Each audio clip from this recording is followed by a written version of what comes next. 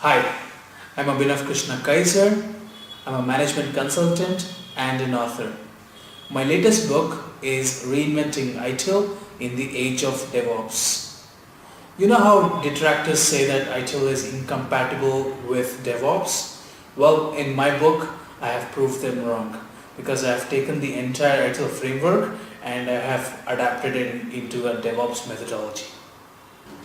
It's common knowledge that the word DevOps comes from two different words, development and operations. The first three characters of development, first three characters of operations, you put them two together and then you get DevOps. Is DevOps so simple that you just put development and operations together and you get DevOps? Let's find out. Before we answer that question, let's just try and reflect whether DevOps is new at all.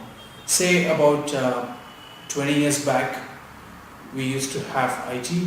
In IT, we used to have the developer who used to provide support as well. So he used to do both development and operations. And as organizations grew, IT too grew along with it, and the IT staff, as they grew, they were put into different teams, and you had the development team, you had the operations team, you had this team, you had that team. And today what are we doing? We are saying that we are bringing back the development, we are bringing back the operations, we're putting the two together and we are calling it as DevOps. What goes around comes around. So yes, DevOps is all about the development teams and the operations teams working together in collaboration and getting the best out of both worlds so that the customers benefit from it. And there are a whole lot of benefits which I will talk in a different class, but today just know that your development team and then the operations team collaborate, they work together, and this is one of the premise of where DevOps is heading. I mentioned the word result as the reason for DevOps. Bringing dev and ops together is not the objective. That is a result.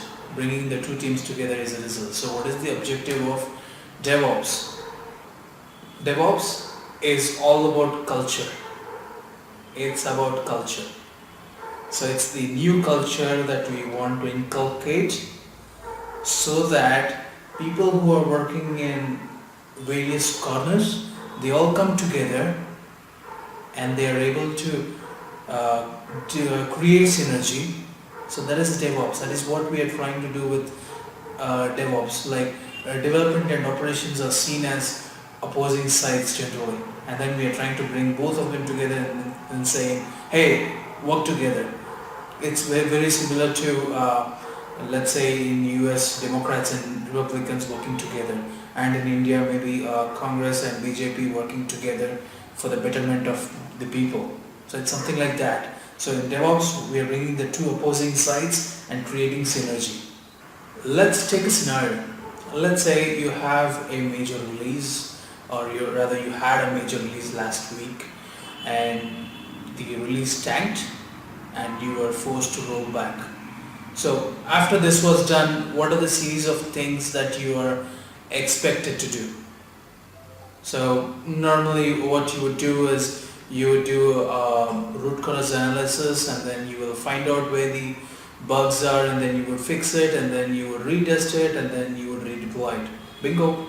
Not it's objectively thinking, those are the activities that you would do. But the first thing that you think of when a release fails is, who the hell is the developer who developed the piece of code? Who is the bugger who tested the code and then signed off on it? Those are the first things that come to your mind. Why? Why? Because that's our culture. We are in a blameful culture. We love to blame people for failures. How different is DevOps? DevOps is all about blamelessness. We change the culture from being a blameful culture to a blameless culture. So in DevOps, if something goes wrong, we don't blame individuals. In fact, we don't blame anybody. In DevOps, we don't blame people. Period. We don't blame people. We believe in shared responsibility.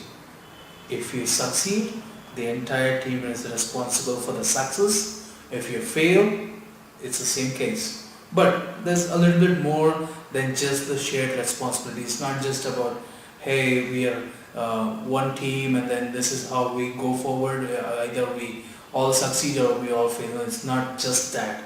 There's a little bit more, or what is there in DevOps is that we build a system. In DevOps, we build a system wherein anybody can fail.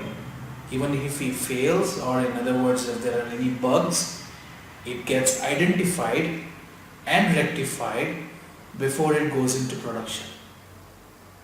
That is the system we try to build in DevOps. So that we want people to experiment, we want people to fail, so that they know what they need to do. We want people to express themselves and work without the fear of repercussions. That is the system we want to build in DevOps. So how do we do this? How do we build this system? So the way we build it is not simple. I wouldn't say it's simple, but it's we make a lot of changes to the processes, and most importantly, we use a lot of automation so that if there's a bug, it gets identified quickly and we're able to fix it quickly. So that is why we use automation. That's just one example of why we use automation. So in summary, DevOps is made of 3 parts. Number 1, people. As I said, culture, shared responsibility, blamelessness. That's the first thing, people.